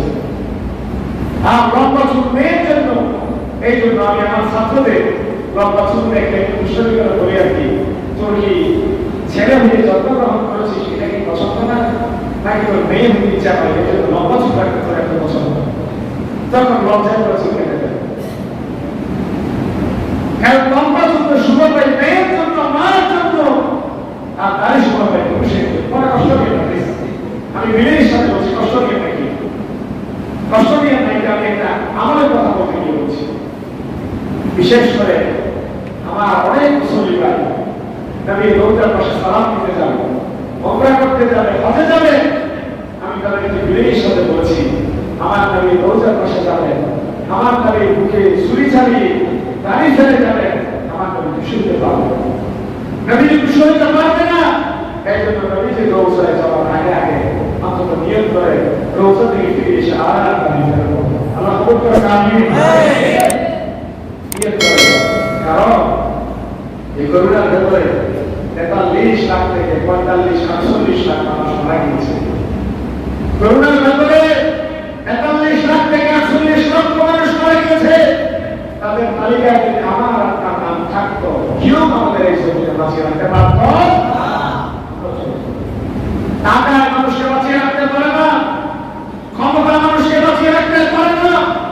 টাকা যদি মানুষকে বাঁচিয়ে রাখতে পারতো, যমুনাপুরের বাবুল সাহেব নাম আমাকে চিনতে পারতেন, ইসলামের মাসুদ সাহেবের পরবাই মুর্শিদ সাহেব মৃত্যুবরণ না করে তিনি বেঁচে থাকতেন। কিনা বলেন? বাংলাদেশের অতীতের শিল্পপতি আমি বড় আফসোস দেখেছি, বাবুল সাহেবের যমুনাপুরের বাবুল সাহেবের মৃত্যু এক সপ্তাহ পরে ওনার কবরে একটা সারা শট, একটা কুত্তা গায়ের সাথে লেপটে শুয়ে আছে। ফেসবুকে ছবিটা ভাইরাল হয়েছে। এখনো তার অ্যাকাউন্টে হাজার হাজার কোটি টাকা, এখনো তার স্বপ্ন হাজার হাজার কোটি মানুষ ভোগ করছে। তার কবরের উপরে একটা কুত্তা শুয়ে আছে। কবরটা পাহাড় গিয়ে মতো কোনো নিরাপত্তায় জমিটা মানুষ করতে পারে না। সুতরাং মনে রাখবেন যে কাফনের মরিয়ে আপনাকে দাফন করা হবে, আপনার কাফনের কাপড়ে কোনো পকেট দিয়ে হবে না, আপনার কাফনের কাপড়ে পকেট থাকবে না। এই জন্য গরিব দুঃখী অসহায় মেহনতি মানুষকে কান্না কেড়ে নিয়ে কিন্তু হাসা, ছিঁড়ে কাপড়টা খুলে কেন কাপড় করাই দেন, বড় খাবার খেতে পারে না, দুই চাল কিনে দেন, ইফতার সামগ্রী বিতরণ করেন, এটি ছেলে মেয়েদের পুস্তক রাখেন, বিধবাদের পুনর্বাসন করেন, আপনার পুরো হওয়া জমাই করেন, স্ত্রীর মহান পরিশোধ করেন, বিধবা আল্লাহ খুশি হয়ে যাবে। মানুষের দেখানোর জন্য, মানুষের মনোরঞ্জনের জন্য লৌকিকতা পরিহার করে, প্রদর্শনতা পরিহার করে রব তিনি আমাকে সৃষ্টি করেছেন। তিনি আমার সব কাজ বাস্তবায়ন করে গোপন এবং প্রকাশের সব কাজে একজনের সাথে আল্লাহ রাব্বুল আলামিন বলেন,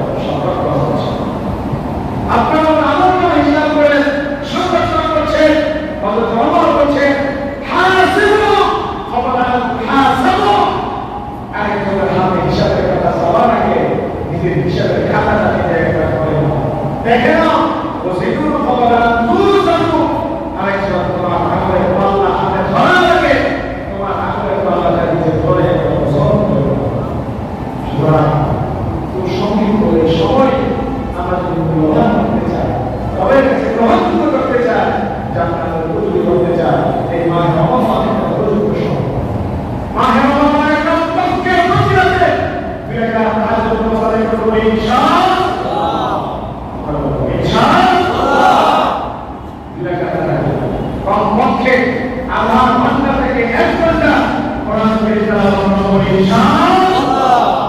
কমপক্ষে প্রতিদিন একজন করে ইফতার করার চেষ্টা করব ইনশাআল্লাহ। ওয়া আমি আজকে খুব অসুস্থ, আপনারা আমার কষ্ট বুঝতে পারছেন।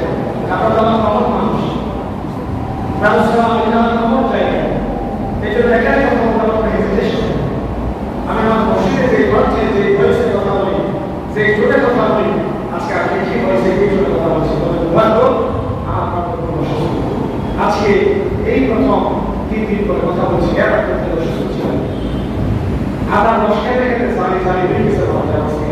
এত বেশি আদা রস খেয়েছি আমি আপনাদের দোয়া চাই, সাহায্য চাই। আল্লাহ তাআলা দ্বীনের জন্য আমাদের সকলকে কবুল করে আমিন। এই আয়েশা মসজিদ, এই দারুস সালাম মসজিদ, এটা আমার প্রিয় ঠিকানা। এই মসজিদ অনেকবার সে কথা বলেছে। এই মসজিদে একটা যুবক করেছিলাম, এই মসজিদে একটা যুবক করিয়েছি আমি সদস্যের কাছে গেছিলাম, যারা সাথে মেয়ে আমি এটা মনে একটা জায়গাটা বসে খুব ভালোবাসা আমাকে পাশে বসে থাকতেন। ওনাকে বন্ধ করে আসছিলাম, দোয়া চাই আপনাদের জন্য দোয়া করি। আল্লাহ